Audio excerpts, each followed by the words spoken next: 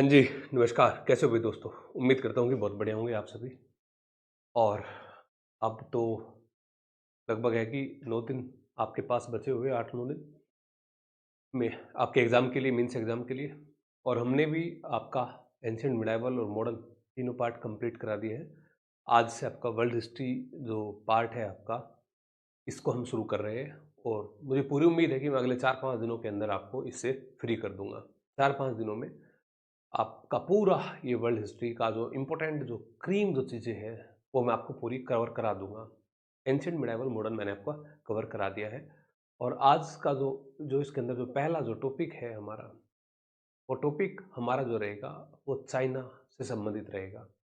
देखिए दोस्तों, ये वर्ल्ड हिस्ट्री का जो टॉपिक है, इसके अंदर ये जो चाइना और जो जापान है, ज़्यादातर प्रॉब्लम्स बच्चों को इसके अंदर आती है। तो मैंने सबसे पहले इसके अंदर चाइना ही लिया और मैं इसको कल जापान इसमें कवर कराऊँगा। और उसके बाद जो टॉपिक लगता है कि इसमें आपको लगता है कि जटिलताएँ हैं, तो उस जटिल टॉपिक को पहले कवर कराऊँगा, ठीक है भाई? अब दूसरी बात है कि कुछ बच्चे अभी ऐसे हैं कि जिनको लगता है कि पता नहीं हम 7-8 दिन में कुछ कर पाएँगे, नहीं कर पाएँगे। मैं भाई अभी भी एक ही बात कहता हूँ कि अगर आप मन बना लो ना 7-8 दिन के अंदर भी, तो आप 7-8 दिन में मेहनत करके आप नौकरी को पा सकते हैं। मन बना लो आप 7-8 दिन अच्छे से, ठीक है? तो अभी भी पढ़ेंगे, कम से कम नोट्स ही पढ़ लो ये, जो नोट्स मैं आपको अवेलेबल करा रहा हूँ, आपकी एप्लीकेशन लर्न हिस्ट्री पर। इसको भी पढ़ेंगे ना, इससे भी आपका काम बन जाएगा भाई। और नहीं पढ़ोगे तो फिर तो ये तो आप काम चोरी कर रहे हैं भाई यहाँ पे ना। चलिए मैं शुरू करता हूँ अपने टॉपिक को। और आज का जो टॉपिक है वो चाइना से संबंधित है ना। देखो चाइना जो वाला जो टॉपिक हमारा है, इस टॉपिक से 3 क्वेश्चन मैंने बनाए हैं। लगभग वैसे तो मैं सभी यूनिट से 5, 6, 7, 8 क्वेश्चन रख रहा था, लेकिन जिसमें जहाँ जितने गुंजाइश है बनने की उनको बना सकते हैं। तो इस चाइना वाले टॉपिक से मैंने 3 क्वेश्चंस यहाँ पे तैयार किए आप लोगों के लिए। अब उनको मैं यहाँ पे एक्सप्लेन करता हूँ।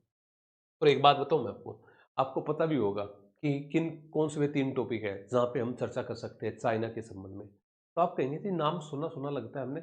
एक डॉक्टर सन्यात सेन का नाम बहुत बार हम पढ़ते हैं, चाइना जब रिवॉल्यूशन पढ़ते हैं, तो सन्यात सेन आता है। जैसे भारत में गांधी को आप पढ़ते हैं, इसी प्रकार से आप चाइना के अंदर सन्यात सेन को पढ़ते हैं।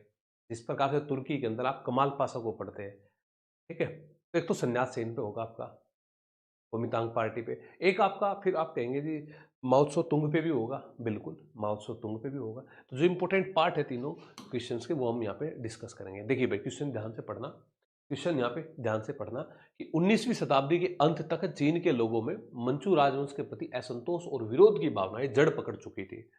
इसके अलावा भी कई कारण थे जिनके चलते 1911 में चीनी क्रांति हुई। इसके कारण एवं महत्व की चर्चा करें।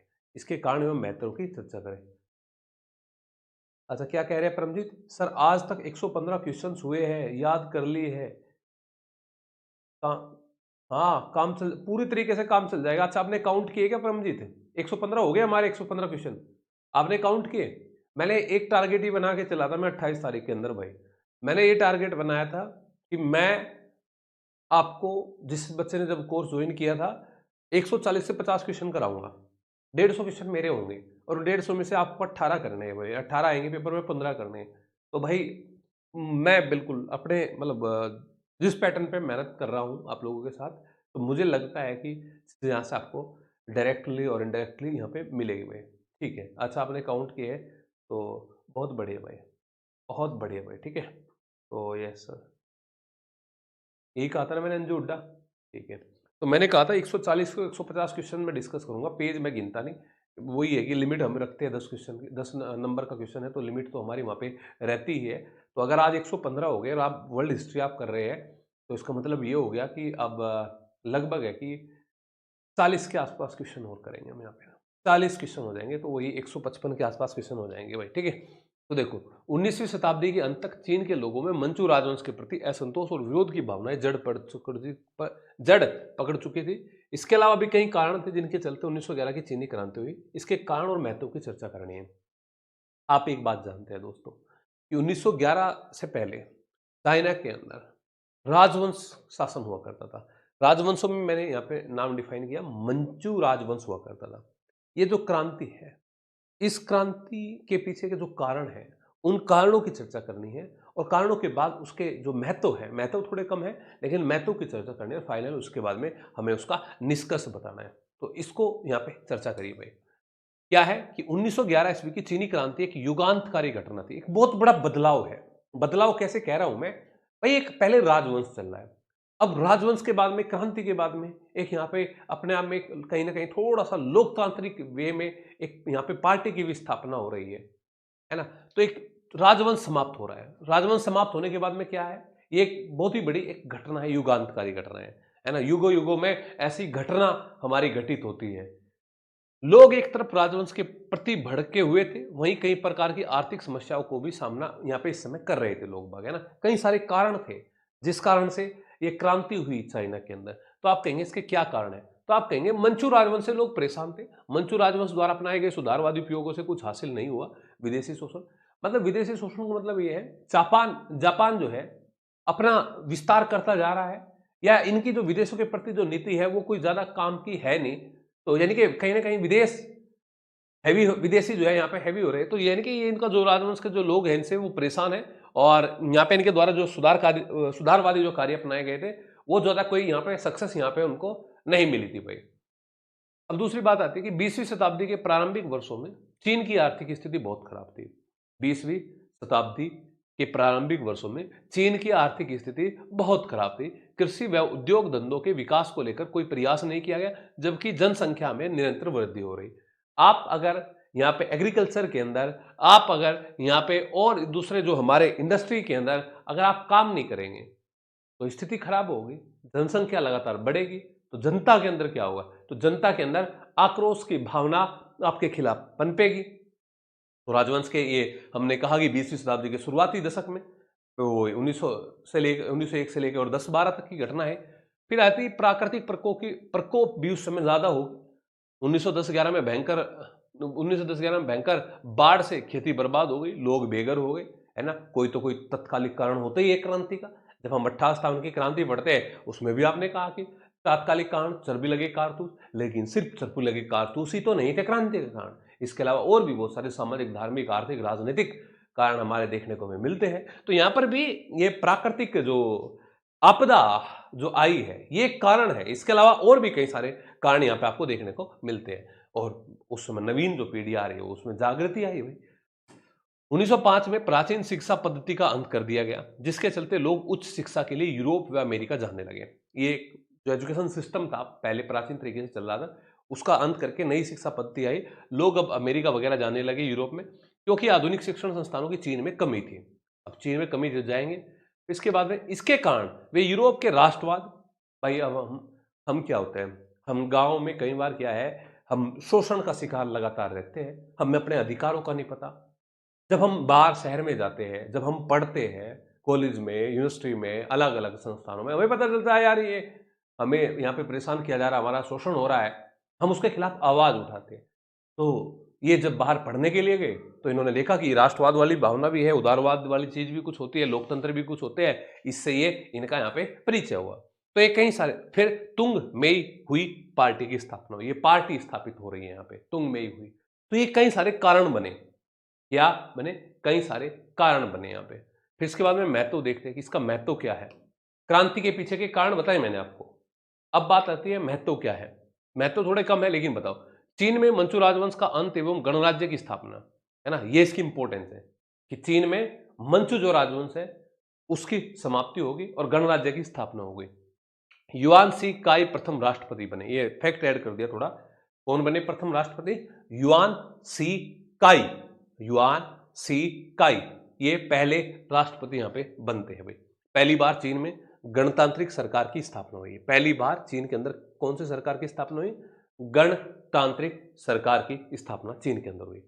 हालांकि सरकार के स्वरूप में परिवर्तन के अलावा इससे कोई परिवर्तन नहीं आया।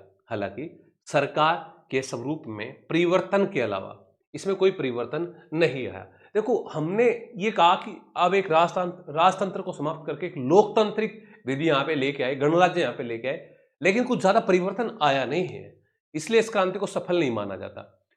देखो, हमने सरकार का स्वरूप बदल दिया, मंचू राजवंश को समाप्त करके एक नया गणराज्य लेके आए, लेकिन ज्यादा परिवर्तन नहीं आया। इसलिए इस क्रांति को ज्यादा सफल नहीं माना जाता, क्योंकि आर्थिक दशा में कोई परिवर्तन नहीं। जैसे आर्थिक दशा पहले खराब थी, ऐसी ही आर्थिक दशा अब खराब है। प्रांतों में स्वतंत्र सत्ता बनाए रखने की परंपरा पहले से चली आ रही थी। शिक्षा व जागरूकता में कमी, वो अभी भी एज इट इज है। तो हम फाइनली कह सकते हैं कि यह क्रांति मुख्यतः राजनीतिक क्रांति बनकर रह गई। अन्य सुधारों के प्रति इसका प्रभाव नगण्य रहा। तो आपसे जो ये क्वेश्चन पूछा था, ये क्वेश्चन था 1911 के अंदर, जो चीनी क्रांति थी, चीनी क्रांति के कारण बताने हैं, चीनी क्रांति के प्रभाव बताने हैं। तो आपने चीनी क्रांति की पहले वो बताई, सबसे पहले इंट्रोडक्टरी पार्ट में, फिर इसके कारण बताए कि किस प्रकार से चीन के अंदर जो जो कमियां थी, जो जो चीजें घटित हुई, वो कारण बताए, फिर उसकी इंपोर्टेंस बताई, एक गणराज्य पार्टी की स्थापना बताई, और उसके बाद में बता दिया कि ये क्रांति का महत्व बस इतना सा है कि ये राजनीतिक, यहाँ पे ये जो राजनीतिक क्रांति बनकर ये रही, इसके अलावा इसका प्रभाव जो है वो बिल्कुल शून्य की स्थिति में हमारा रहा है। तो चीनी क्रांति पर अगर क्वेश्चन आए तो आप बना लेना भाई थोड़ा, ठीक है। अब दूसरा क्वेश्चन आता है सन्यास सेन में। डॉक्टर सन्यास सेन के नेतृत्व में कोमितांग दल के विकास पर टिप्पणी करें। कोमितांग दल के सिद्धांतों की चर्चा करते हुए डॉक्टर सन्यास सेन का मूल्यांकन कीजिए। डॉक्टर सन्यास सेन का मूल्यांकन कीजिए। अब मैंने आपको शुरू में बताया, डॉक्टर सन्यास सेन इज इक्वल टू, मान लो भारत में जैसे गांधी को आप मानते हैं, या तुर्की के अंदर आप कमाल पाशा को मानते हैं, कि डॉक्टर सन्यास सेन के नेतृत्व में कोमितांग दल की बड़ी प्रगति हुई। कोमितांग दल ये गणतांत्रिक दल है। ये क्या है? एक गणतंत्र वो है ना। कोमितांग दल की बड़ी प्रगति। प्रारंभ में कोमितांग दल को जनता का समर्थन प्राप्त नहीं था, क्योंकि पार्टी संगठन का आधार सन्यास सेन के प्रति व्यक्तिगत वफादारी थी, है ना। इसको बाद में लगा कि नहीं, पार्टी हित में चीजें ऐसे बढ़ेगी आगे। इस अनुभव के बाद पार्टी के प्रति जन समर्थन को प्राप्त करने की कोशिश की। कोमितांग दल का पुनर्गठन किया। रूसी साम्यवादी माइकल बोरोडिन की सलाह से कोमितांग पार्टी को सोवियत कम्युनिस्ट पार्टी की तर्ज पर संगठित करना शुरू किया। ये बात याद रखना, माइकल बोरोडिन, ये अगर आपको याद हो, जब जो बच्चे हमारे साथ में स्क्रीनिंग में थे, या मैंने ये तो चीज़ शायद यूट्यूब पे भी मैंने क्वेश्चंस के माध्यम से कराई थी, तो मैंने जब क्वेश्चन लेके आया था कि किस रूसी की सलाह पर इन्होंने अपनी पार्टी का पुनर्गठन किया था, ऐसा कुछ क्वेश्चन मैंने कराया था, मेरे ध्यान आ रहा है, एग्जाम वाले दिन ही कराया था, एग्जाम से एक दिन पहले जो मैं सेशन ले रहा था, तो आपको वहां पे बताया था माइकल बोरोडिन। क्या नाम बताया था? चीन के अंदर भाई, माइकल बोरोडिन। तो माइकल बोरोडिन की सलाह से कोमितांग पार्टी को सोवियत कम्युनिस्ट पार्टी की तर्ज पर संगठित करना यहाँ पे शुरू किया। बोरोडिन ने पार्टी का आधार बहुत विस्तृत कर इसमें लोकतांत्रिक भावनाओं का समावेश किया। किसका समावेश किया? लोकतांत्रिक भावनाओं का समावेश किया। किसने? सन्यास सेन ने। सन्यास सेन को किससे हेल्प मिल रही है? तो आप कहेंगे सन्यास सेन को जो हेल्प मिल रही है वो यहाँ पे रूस की इस पार्टी से। तो रूस की जो हमारी जो ये माइकल बोरोडिन की सलाह से इन्होंने अपनी पार्टी में संगठित करना यहाँ पे शुरू किया था, ठीक है। अब कोमितांग दल के 3 सिद्धांत कौन कौन से थे? पहला सिद्धांत नेशनलिटी, या कहूं तो मैं आपको राष्ट्रीयता। दूसरा सिद्धांत जो है लोकतंत्र, जिसको वही राजतंत्र को समाप्त करके, वो तो राजतंत्र तो पहले से चला आ रहा है, अब आप लोकतंत्र की बात यहां पे कर रहे हैं। तीसरा आर्थिक उन्नति। इन 3 सिद्धांतों पर इस पार्टी को काम करना था, कोमितांग पार्टी को यहाँ पे काम करना था। 1924 में कोमितांग पार्टी की पहली महासभा हुई, जहां सन्यास सेन ने दल के 3 सिद्धांतों की घोषणा की। कौन से 3 सिद्धांत है वो देख लो। राष्ट्रीयता, कि चीन के दशा में सुधार के लिए चीन के लोगों में राष्ट्रीयता के सिद्धांत को विकास क्रम आवश्यक है। जब तक किसी व्यक्ति में राष्ट्रीयता की भावना नहीं आएगी, राष्ट्रीयता की भावना नहीं पनपेगी, तो उस देश को आप, उसका भविष्य आप ठीक नहीं मान सकते। राष्ट्रीयता फर्स्ट है, नेशनलिटी। तो आप कहेंगे कि चीन की दशा में सुधार के लिए चीन के लोगों में राष्ट्रीयता के सिद्धांत का विकास क्रम आवश्यक है। ये 1924 में जब पहली महासभा हुई तब की बात है ये सिद्धांत। और लोकतंत्र, सन्यास सेन ने चीन के विकास के लिए लोकतांत्रिक व्यवस्था जरूरी है, इसी उद्देश्य से मंचू राजवंश का अंत करने का निश्चय किया था। मंचू राजवंश का जो अंत हुआ उसके बाद लोकतांत्रिक विधि आई। बाद में आप माओ त्से तुंग जब आप पढ़ेंगे, वो बाद में हम उसको अलग से देखते हैं माओ त्से तुंग को, तो ये लोकतंत्र वाली बात है। तीसरी बात आती है आर्थिक उन्नति। अकाल, प्राकृतिक प्रकोप और दयनीय आर्थिक स्थिति के कारण आर्थिक उन्नति का लक्ष्य निर्धारित किया गया। ये 3 सिद्धांत यहाँ पे डॉक्टर सन्यास सेन के थे। और आप ये भी जानते हैं कि डॉक्टर सन्यास सेन के बाद चांग काई शेक उनके आगे जाके उत्तराधिकारी बनते हैं, और चांग काई शेक ने ढूंढ ढूंढ के मारा था माओ त्से तुंग के जो कम्युनिस्ट जो लोग थे, जो लाखों की संख्या में थे, मात्र 15-20 हजार बचे थे भाई साहब। 15-20 हजार ने गुरिल्ला युद्ध पद्धति के आधार पे चांग काई शेक का सामना किया था। वो तो परिस्थिति ऐसी बदली, जनता का समर्थन माओ त्से तुंग को प्राप्त हुआ बाद में। वो जापान वाली घटना है, वो अलग चीज है भाई। तो यहाँ पे आप क्या कह रहे हैं? तो यहाँ पे हमने इनके 3 सिद्धांतों की बात यहाँ पे हमने कर ली। अब बात आती है सन्यात सेन का मूल्यांकन का है। मूल्यांकन कैसे कर सकते हैं आप सन्यात सेन का? जैसे कहते हैं गांधी जी का मूल्यांकन करें, तो डॉक्टर सन्यात सेन आधुनिक चीन के निर्माताओं में से अग्रणी थे। और आधुनिक चीन के निर्माताओं में क्या थे? अग्रणी थे, जिन्होंने सोए हुए चीन को जगाया, जिन्होंने सोए हुए चीन को जगाया और देशवासियों में राष्ट्रीयता व देशभक्ति की भावना जगाई। देशवासियों के अंदर क्या? राष्ट्रीयता व देशभक्ति की भावना जगाई। कुमितांग पार्टी सन्यात सेन की देन थी, जो उनकी मृत्यु के बाद भी शक्तिशाली बनी रही और साम्यवादी सरकार की स्थापना से पहले कुमितांग दल की ही शासन था। इसके बाद में मैंने बताया वो माओ त्से तुंग वाली जो बात आप पढ़ते हैं, उससे पहले इन्हीं पार्टी का यहाँ पे ये शासन था। अतः आधुनिक चीन का स्वरूप एवं उसकी आधारशिला में सन्यात सेन की महत्वपूर्ण भूमिका हमें यहाँ पे नजर आती है। डॉक्टर सन्यात सेन का बहुत इंपॉर्टेंट रोल है चाइना के अंदर। उनकी लोकतांत्रिक वो वाले जो शुरुआती जो एक जान डालने वाली जो बातें हैं, उनके 3 सिद्धांत हमने बताए, राष्ट्रीयता बताया, आर्थिक उन्नति बताया और दूसरी तीसरी बात गणतंत्र वाली बात मैंने वहाँ पे उल्लेख वहाँ पे की है। तो क्या आपकी समझ में आया? बताओ भाई। मीनाक्षी, अंजू, रजवंती, रचना, कोमल शर्मा, रितु, मनोज कौशिक, सभी बच्चे जो देख रहे हैं, क्या सभी की समझ में आया? हाँ जी, बताओ फटाफट। पहला क्वेश्चन चीनी क्रांति पे कराया, दूसरा क्वेश्चन सन्नात सेन पे कराया और अब तीसरा क्वेश्चन करता हूं माओ त्से तुंग पे। तीसरा क्वेश्चन कराता हूं माओ त्से तुंग पे। माओ त्से तुंग और चीनी कम्युनिस्ट पार्टी पर टिप्पणी करते हुए माओ और कम्युनिस्टों की लोकप्रियता के कारणों का उल्लेख करें। माओ और कम्युनिस्टों की लोकप्रियता के कारणों का उल्लेख करना है। चलो उल्लेख करते हैं। कैसे? क्या? देखो, ये माओ त्से तुंग, ये नाम याद रखना भाई। चीन में कम्युनिस्ट पार्टी का गठन 1921 में हुआ। आप जानते हैं रसिया की तरफ भी हुआ था वो भी, जिसने चीन की जनता को एक नई विचारधारा उपलब्ध कराने में महत्वपूर्ण योगदान दिया चीन की जनता में यहाँ पे भी नई विचारधारा डालने में। 1931 में माओ चीनी कम्युनिस्ट पार्टी की केंद्रीय कार्यकारिणी समिति का अध्यक्ष निर्वाचित हुआ और माओ ने अपनी पार्टी के शीर्षस्थ व असल नेता की छवि बनाई।